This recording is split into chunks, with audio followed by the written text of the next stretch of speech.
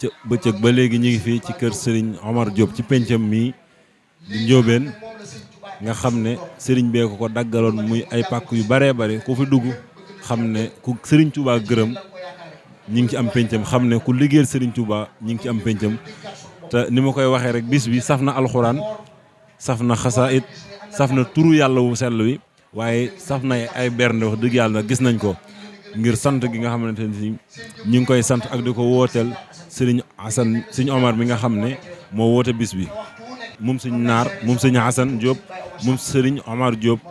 di jàmbaari Serigne Touba di kuy liggéeyal Serigne Touba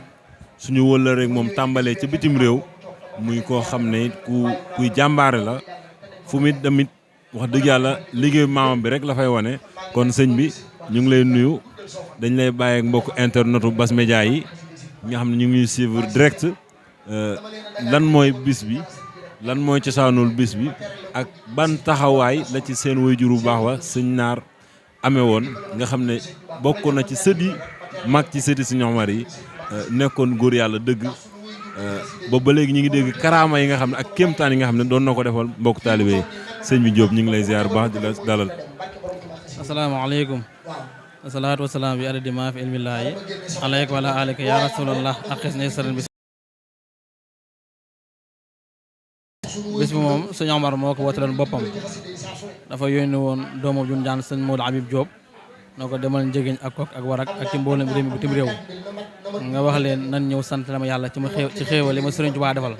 Cheikh Mouhamadou Habib Diop bi mu defee wërëm googu avant mu yegsi wax nañ ko noo kat sëñ Omar Diop wàcc na liggéey bis bi nag kon bisub sant la sëñ Omar nag mooy ki nga xam ne moo laajoon Sëñ Tuubaa téere bu rëy boobu mu tudd Miftaahul Xuyuub fii jawaab bi xili na Omar Diop Sëñ Tuubaa noo ko li may caabu kump yi ci toon suñu xarit mooy Omar Diop Sëñ Tuubaa moo ne ko saab xarit nga del waxaat ko na ko ay yaxal murid saadix waxaat ko it na ko Omar moom la Sëñ Tuubaa waxoon na ko Omar mu ne ko Mbàkke mu ne ko li ma lay defal aljëmal xam rek lay feeñ sëñ Naar Asan nag amoon ci wàccaay bu mag waxoon ne maa moom sëñ taalibe yi nee na bisu suñu wootee na nga ci def loo leen man ak loo leen mënut ndax moom sëñ Naar Asan amul leen lu dul sëñ Omar moo nekkoon xalifa baayam 40 ans nekk xalifa maamu at daan na wax ne sëñ Omar dugg na sa jëm bu jeex tàkk kon ñu ngi sant mbokk taalibe yëpp di sant ci turu sëriñ Asan fi nekk sëñ Naar Asan ki fi nekk di sëñ Abdou Khoudoss di sant sëñ Abdou Lahad ak sëñ Malick sëñ Mbacke Diop sëñ Baye Modou sëñ Moustapha di sant ñëpp di sant waa kër Baye Mbaye Seck di sant waa kër asalaamaaleykum wa rahmatulahi taala wa barakaatuhu.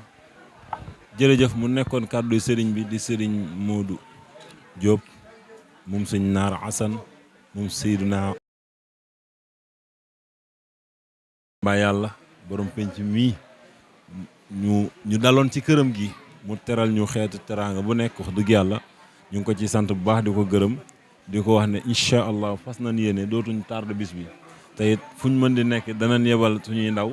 incha allah ñu ñëw ànd ko génn ba bis ba commencé ba keroog incha allahu taala ngeen koy matale kon ñu ngi si sant bu baax di leen gërëm di leen wax ne nii rek lay amee saa su ne ci Bass Média TV képp ko am bis rek bëgguñu fësalal ko bu wootee ci numéro yooyu di affiché di 77 888 61 98 danañ fa ñëw ci direct wala ci